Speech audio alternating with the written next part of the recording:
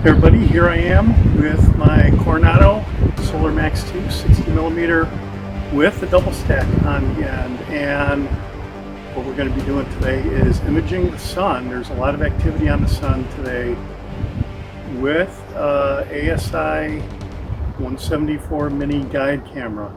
And it has a huge sensor, and I've gotten spectacular results from the few times that I have tried so far, so I thought I would go ahead and document that on a video. What I used to use was an ASI120 Monochrome super speed. It's USB 3.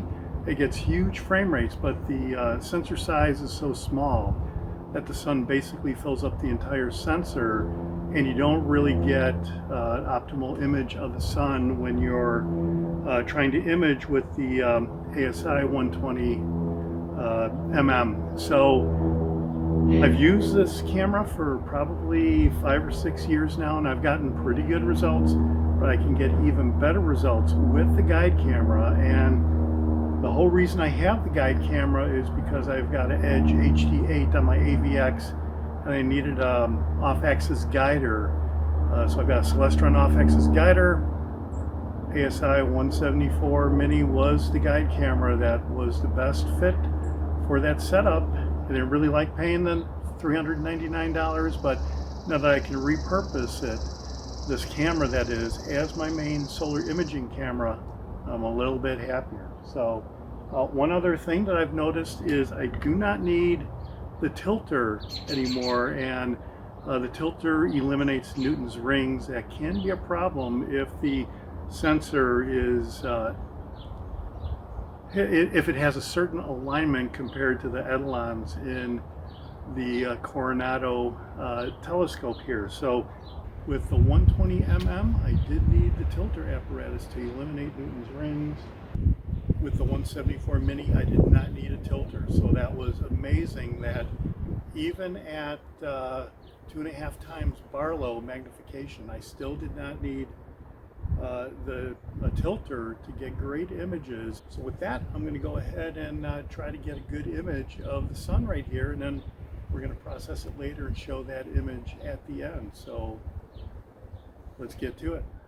All right, so here we are. We have a quick capture going of 1,000 frames. The camera only takes 15 frames per second, and that's sort of the problem initially, I thought, with the 174.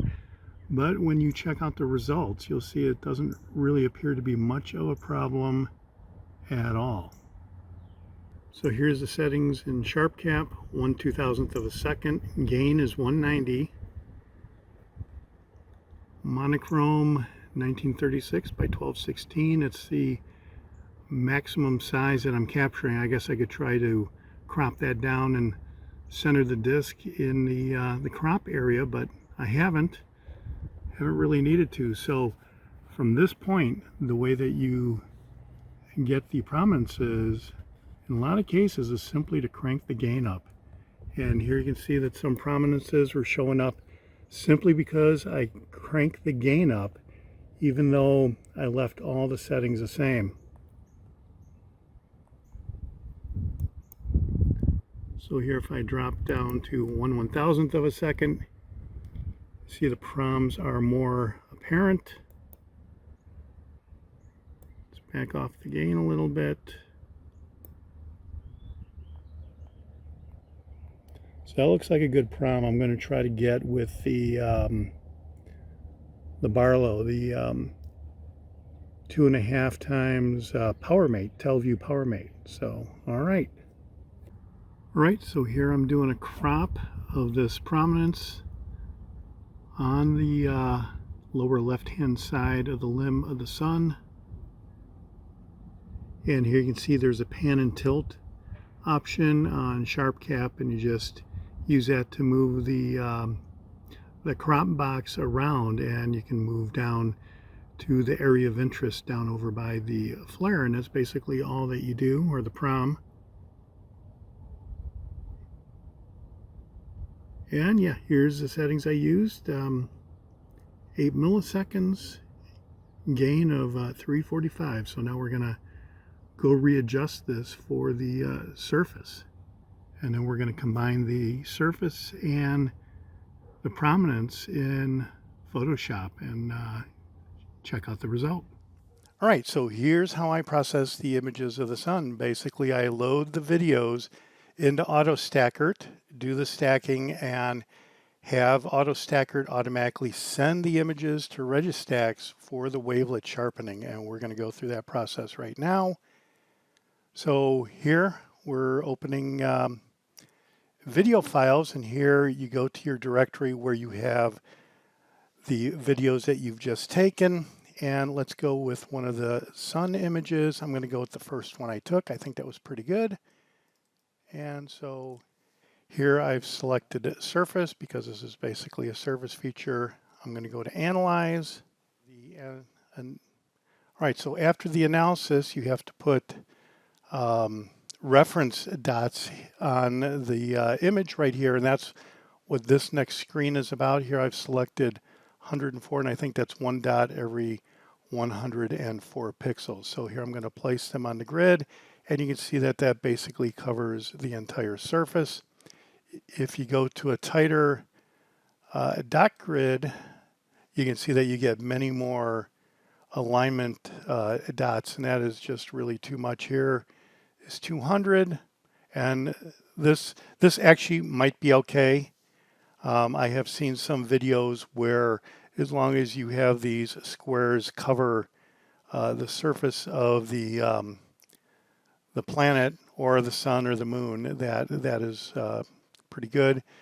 You can see up here it says that we have 30 alignment points, but I'm going to go with 104, and it still doesn't really take too long to process those images. So here I'm going to stack them using the 20% of the images to stack. And basically what I have seen from videos on YouTube is people will use the amount of percentage right here that they feel that the sky is. So if the sky was 20% clear or poor, then that's what you'd use. If you had 100% perfect clarity in skies, you'd use 100%, but I've just used 20% here, and that's what we're going to go with now. I have drizzle set at 1.5 times, and what this does is this will magnify the image basically 1.5 times while it's sharpening and dithering, I think is what it does. So here we're going to stack, and then it will automatically send the stack. You can see right here, send stack to F11, and that is after the stack is completed, it will automatically send the stack to Registax. So that's what we're going to go ahead and do. And this is a little bit of a demonstration of that. You can see this goes pretty quick with the i7. And the reason why you're using monochrome on a hydrogen alpha telescope is because the color sensors have subpixels, I guess you could call it. It's 2 green, a red, and a blue. So you're only getting 25% with hydrogen alpha because hydrogen alpha is basically red. So anyway, that's why you use monochrome here, and that really does give you the best resolution. All right, so we sent the stacked image from Autostakkert to Registax, and this is what you have. And here you use the wavelets to sharpen up the image. And here the default is the initial layer 1. And to be honest, I'm not sure if that really means this layer or not, but I know that initial layer 1 does give you the best detail if you can adjust the wavelets from this point right here. So here we're going to go right about here with layer 2.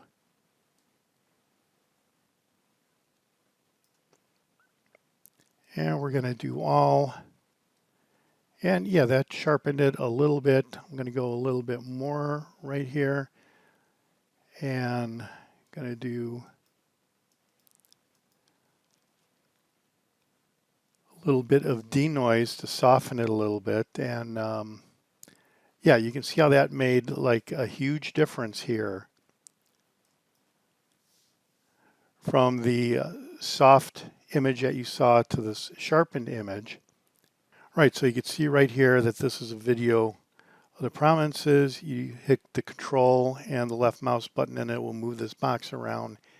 And so the idea is that you process this image, this video, the same as the previous video, and then you use Photoshop layers to combine the two images. So to take this image, you have to have a much longer exposure time so that the prominences pop up. All right, so the thing about this is here you can see that I have the same wavelet settings here. And it did sharpen the flares up a little bit, and we are going to go with that. So here we're going to do all. All right, so here I am in Photoshop. Here is the image that I created where it is just the outer prominences magnified 200 times there, but you can see details. And then here is the image of the surface. So basically what you do is you have the image of the surface here. You do another copy here. It's a lot better to manipulate these images when you have a copy. And here you take the image of the surface. You do Control A, Control C for copy. Here Control V will copy it, and you can see that surface of the sun has been copied. All right, so here we are just going to select right around the surface here, and you can see that it made a nice selection, and we're going to crop that, and you can see that the surface is a little misaligned from the prominences. So here we're going to zoom in here, and all you do is you hit the control button and the arrow button and you move the surface down over the prominences. That's pretty good. So here you want to feather the edge of the mask like one, and you can see that the sun, the surface here, is a little bit smaller than the area for the prominences. So I'm going to do Control T, and what that is that will allow you to grab the corner here and make the surface a little bit larger. And so with a little bit of care, you can move this around. And I think that might be pretty good. All right, so here we're going to go around here and we're going to crop this. All right, so let's zoom in here, and it's looking pretty good. We do Control T again. Okay, that doesn't look too terrible, but that's the basic idea. So as far as colorizing, I have a color balance layer created as a separate that I could always reload into the program, and it has some settings right here, and you need different settings for midtones, shadows, and highlights.